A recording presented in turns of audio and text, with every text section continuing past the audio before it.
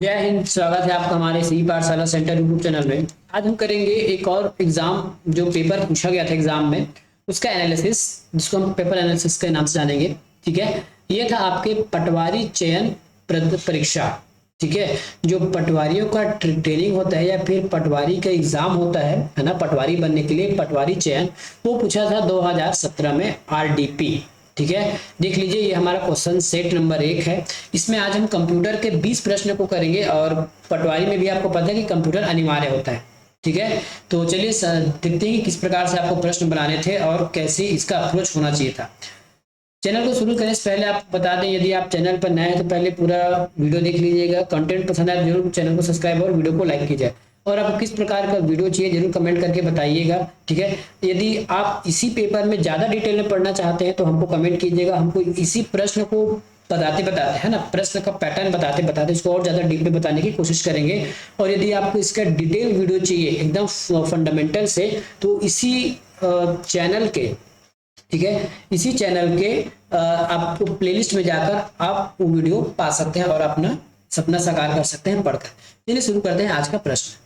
तो इसमें देखिए क्या क्या सेक्शन रहेगा हमारे इस पेपर में। तो कंप्यूटर है, ठीक है, हिंदी अंग्रेजी गणित है, सामान्य, ये सब चीज कंप्लीट करेंगे। आज हम केवल और केवल कंप्यूटर पर बात करेंगे। ठीक है, किस पर बात करेंगे? केवल और केवल कंप्यूटर पर, जिसमें 1 से लेके 20 तक के प्रश्न रहेंगे। चलिए शुरू करते हैं आज का प्रश्न। सबसे पहला प्रश्न है, ठीक है, भाग 1 टेराबाइट मेमोरी बराबर क्या होता है? बाय ऑप्शन आपको दिखना है। और सबसे पहले इसको ना आपको ट्रिक से बनाना है। कैसे बनाना है बता देता हूं मैं।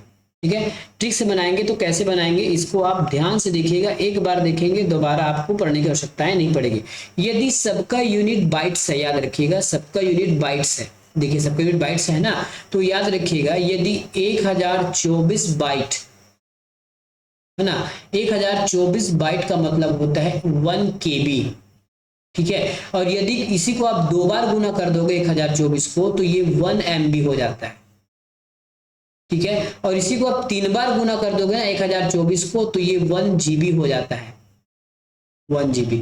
और इसी को अगर आप 4 बार गुना कर दीजिए बाइट को, 124 मतलब 1024 को 4 बार गुना करेंगे तो ये 1 TB हो जाएगा, 1 टेराबाइट। ठीक है, और इसी को 5 बार गुना कर देंगे तो ये हो जाएगा 1 पेटाबाइट। तो ये ट्रिक है, आपको याद रखना है ना। यदि बाइट्स में दिया है और कुछ इस प्रकार से आपको गुना के फॉर्म में दिया गया है, तो ठीक है, यदि 1024 बाइट्स का मतलब होता है 1 KB। ठीक है, और इसी को 2 बार गुना कर दिए मतलब स्क्वायर। अब इसको आपको कैसे दिया जाएगा? देखिए कुछ आपको इस प्रकार से भी पूछा जा सकता है। इसको मैं कैसे लिख सकता हूँ? ठीक है, इसको मैं लिख सकता हूँ 1024 बाइट के पावर 1।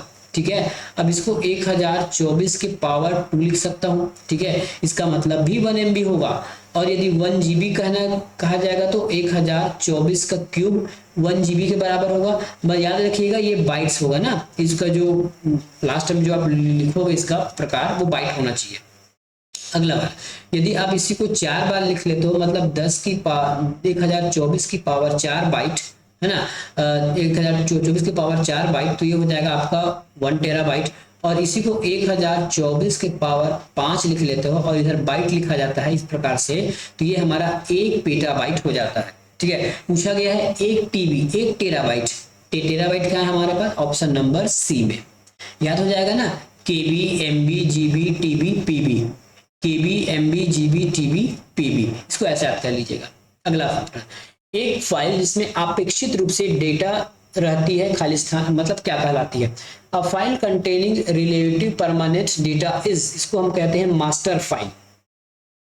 ठीक है, इसको हम मास्टर फाइल के नाम से जानते हैं।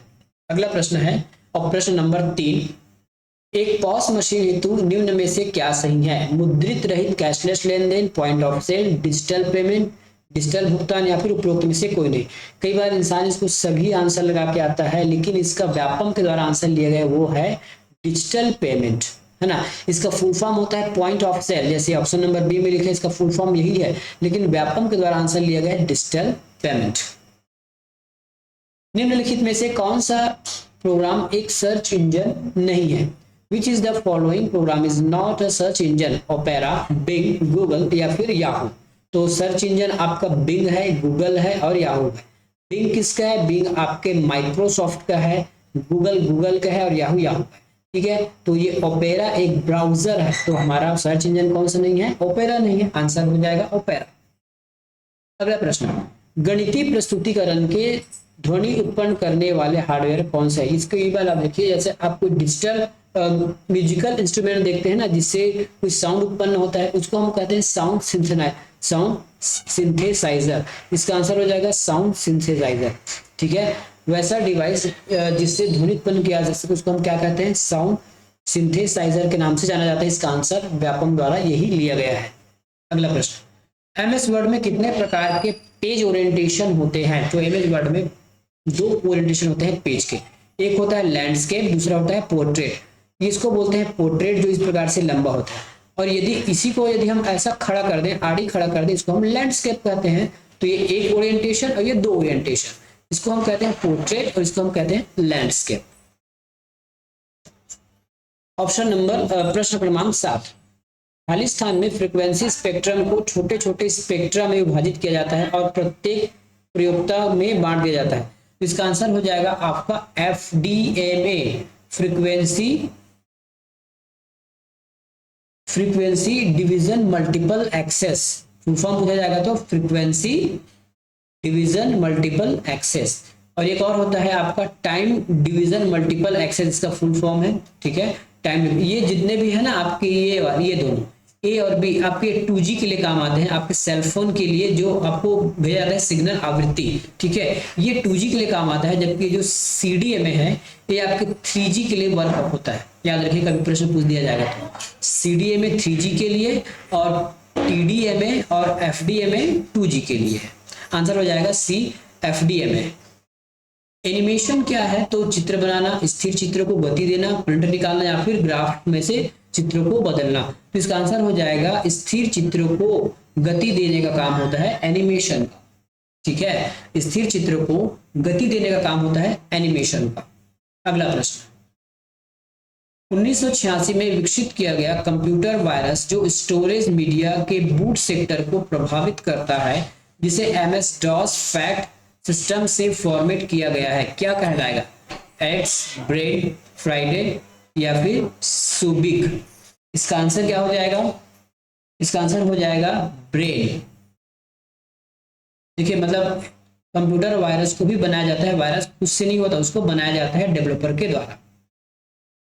MS एक्सेल सॉफ्टवेयर के एक्सेल में फार्मूला लिखने के लिए आप कौन सा चिन्ह उपयोग करते हैं? तो आपको सबको पता है, हम इक्वल टू का उपयोग करते हैं। जैसे हमारा MS एक्सेल का ये सेल हो गया, इस सेल में हम इक्वल टू लिखते हैं, उसके बाद हम कोई भी फार्मूला या फिर किसी भी चीज को जोड़ सकते हैं। जैसे 5+7 करना है तो आप इक्वल टू करके 5+7 करके जैसे अगर इंटर दबाते हैं तो आपका आंसर हो जाएगा 7, 5, 12, इस प्रकार से। और यदि इसी में यदि आप कोई फंक्शन लिखना चाहते हैं, इक्वल टू लगाइए और SUM सम, और इसे कोष्टक में करके आप इसका रेंज ले सकते हैं या फिर अंक भी दे सकते हैं। ठीक है, ये हो जाएगा हमारा ऑप्शन नंबर डी सही उत्तर। वेबसाइट निर्माण हेतु फ्री ओपन सोर्स सॉफ्टवेयर है PHP, C#, कॉपीकप या फिर पाइथन? तो इसका आंसर हो जाएगा PHP, जो है ओपन सोर्स सॉफ्टवेयर है आपके वेबसाइट बनाने के लिए। ब्राउजिंग वेबसाइट के लिए किस प्रोटोकॉल का उपयोग किया जाता है? ब्राउजिंग मतलब जब भी आप कोई इंटरनेट में सर्च करते हो ना, तो उसके लिए क्या सॉफ्टवेयर यूज करते हैं? उसके लिए हम HTTP यूज करते हैं, हाइपर टेक्स्ट ट्रांसफर प्रोटोकॉल। क्या फुल फॉर्म क्या है? Hyper text transfer protocol. ठीक है, HTTP hyper text transfer protocol. तो ऑप्शन नंबर बी। तो TCP क्या है? ये आपके इंटरनेट का है ना, इंटरनेट में जितने भी आपके सर्विस या फिर कोई भी मैसेज सेंड होता है उसके लिए नियम कानून बनाने वाला है TCP। ठीक है, इसके साथ आपको TCP/IP भी कभी कभी देखने को मिल जाएगा। और FTP का मतलब होता है फाइल ट्रांसफर प्रोटोकॉल। यदि ऑफलाइन यदि आप है ना बिना इंटरनेट के यदि कोई भी फाइल ट्रांसफर करते हैं या फिर इंटरनेट में फाइल ट्रांसफर करते हैं तो उसके लिए फाइल ट्रांसफर प्रोटोकॉल की आपको आवश्यकता होती है। इसका फुल फॉर्म है फाइल ट्रांसफर प्रोटोकॉल। अगला प्रश्न, यह एक एंटीवायरस सॉफ्टवेयर नहीं है, तो नहीं बताना है। क्यूफिल है, कैस्परकाई है, नॉर्टन है, पाइथन नहीं है, ये हमारा एक प्रोग्रामिंग लैंग्वेज है। ठीक है, पाइथन क्या है? एक प्रोग्रामिंग लैंग्वेज है। XD picture card digital camera के लिए मेमोरी कार्ड है। XD का तात्पर्य इसमें क्या हो जाएगा? ठीक है, इसमें XD का तात्पर्य हो जाएगा एक्सट्रीम डिजिटल, क्या हो जाएगा, एक्सट्रीम डिजिटल हो जाएगा, एक्सडी का फुल फॉर्म यहाँ पे। अगला प्रश्न है, थर्मल प्रिंटर में उपयोग होता है, तो थर्मल प्रिंटर में रिबन उपयोग होता है, बिल्कुल नहीं। इंक उपयोग होता है, बिल्कुल नहीं। पाउडर उपयोग होता है, बिल्कुल नहीं। तो इनमें से कोई नहीं। हाँ, इनमें से कोई नहीं आप आंसर लगा सकते हो, लेकिन व्यापम ने इस प्रश्न को विलोपित कर दिया है, ठीक है। लेकिन बाय ऑप्शन चले तो ये बिल्कुल सही है, ठीक है। इनमें से कोई नहीं ऑप्शन बिल्कुल सही है, क्योंकि थर्मल प्रिंटर में इंक लगी हुई स्याही, सॉरी, एक विशेष प्रकार के पेपर को उपयोग किया जाता है, जिसको हम कार्बन पेपर या फिर इंक लगा हुआ पेपर कह सकते हैं, ठीक है। लेकिन पता नहीं व्यापम ने इसको विलोपित क्यों किया है, लेकिन हमारे हिसाब से आंसर इनमें से कोई नहीं हो सकता है। इंटरनेट में आईपी एड्रेस को हम क्या कहते हैं? इंटरनेट में आईपी एड्रेस को हम इंटरनेट प्रोटोकॉल के नाम से जानते हैं, ठीक है। या फिर ये पूछा जाए कि आईपी का फुल फॉर्म क्या है, तो ये आईपी का फुल फॉर्म हुआ इंटरनेट प्रोटोकॉल। कभी कभी आपको टीसीपी आईपी एक साथ दे देगा, टीसीपी आईपी, है ना, ये एक साथ भी कई बार दे देता है, तो इसका नाम फुल फॉर्म होता है इंटरनेट प्रोटोकॉल। अगला प्रश्न है, निम्न में कौन से प्रिंटर से प्रिंट प्राप्त करने हेतु फोटोकॉपी तकनीक का उपयोग किया जाता है? तो फोटोकॉपी तकनीक में हम कौन सा उपयोग करते हैं? पाउडर वगैरह, जो लेजर ड्रम है ना, मतलब जो भी आप फोटोकॉपी यूज करते हैं उसमें टोनर लगा होता है पाउडर वाला, और पाउडर वाला टोनर कौन यूज करता है? तो लेजर प्रिंटर उपयोग करता है। तो इसके हिसाब से आंसर हो जाएगा लेजर प्रिंटर। जब फोटोकॉपी मशीन बड़ा बड़ा देखते हो ना, जिससे फोटोकॉपी कराने जाते हो, उसमें इंक के रूप में आपका पाउडर होता है ब्लैक कलर का, और लेजर प्रिंटर में भी ब्लैक कलर का पाउडर होता है, तो सेम हो गया। दूसरी बात, ये लेजर प्रिंट करता है दोनों के दोनों, जो आपको फोटोकॉपियर मशीन और लेजर प्रिंटर दोनों के दोनों ऑप्टिकल प्रिंटर या फिर लेजर के माध्यम से प्रिंट करता है। इसके हिसाब से आंसर हो जाएगा हमारा लेजर प्रिंटर। यूएसए की एक संस्था MIT ने 2016 में प्रिंट की एक नई तकनीक विकसित की, जिसको हम क्या कहते हैं? इसको हम कहते हैं 4D प्रिंटिंग। क्या कहते हैं? 4D प्रिंटिंग के नाम से जानते हैं। अगला प्रश्न है, इस डिवाइस में डेटा को स्टोर करने के बाद उसमें परिवर्तन नहीं कर सकते, तो किसमें? फ्लॉपी डिस्क में आप परिवर्तन कर सकते हो, हार्ड डिस्क में भी कर सकते हो, लेकिन CD रोम में नहीं कर सकते। इसका फुल फॉर्म होता है compact disc read only memory. एक बार यदि आप उस CD कैसेट में यदि कुछ लिख दिए, तो आप उसको दोबारा उसमें और नहीं लिख सकते, आप उसको बार बार पढ़ भले ही सकते हो, ठीक है, बार बार भले ही पढ़ सकते हो। तो हो जाएगा CD रोम, रीड ओनली मेमोरी, या फिर रीड ओनली मेमोरी, या फिर रीड वंस, है ना, CDR के नाम से भी इसको हम जानते हैं कई बार, CD राइट। और लेकिन फुल फॉर्म इसमें क्या हो जाएगा? CD read only memory. आप इसमें एक बार लिखने के बाद दोबारा इसमें और नहीं लिख सकते। बाकी टेप ड्राइव में लिख सकते हो, फ्लॉपी डिस्क में लिख सकते हो, हार्ड डिस्क में लिख सकते हो, CD रोम में नहीं लिख सकते। प्रश्न क्रमांक 20, लास्ट प्रश्न करेंगे, ये लास्ट का आज का। निम्न में से कौन सा सॉफ्टवेयर एक free open source operating system है? जेनिक्स, विंडोज 7, यूनिक्स या फिर ओबंतु? तो जो ओबंतु है हमारे लिनक्स का ही एक फ्री सॉफ्टवेयर है या फिर फ्री ऑपरेटिंग सिस्टम है। तो ये हो जाएगा उसका आंसर। हमने आज जितने भी आपको आंसर बताया है वो फाइनल आंसर पर आधारित है, ठीक है, फाइनल आंसर पर आधारित है। आपको ये सेशन कैसा लगा और आप किस प्रकार से और वीडियो चाहते हैं, कमेंट करके बताइएगा। मिलेंगे नेक्स्ट वीडियो में। धन्यवाद।